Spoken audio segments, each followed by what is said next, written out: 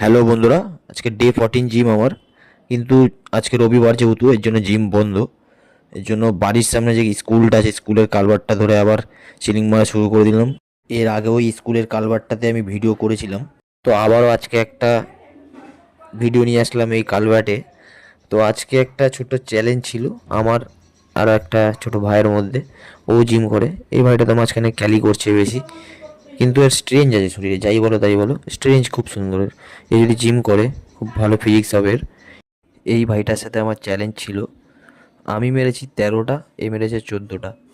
তো যাই হোক, আমি আজকে 14 দিনের মাথায় মোটামুটি ভালোই স্ট্রেঞ্জ এসছে আমার শরীরে। আর এ মোটামুটি অনেক দিন দিয়েই করছে।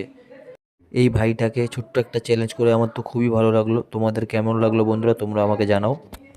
তোমাদের যদি এই ভিডিওটা ভালো লাগে তোমরা লাইক করো।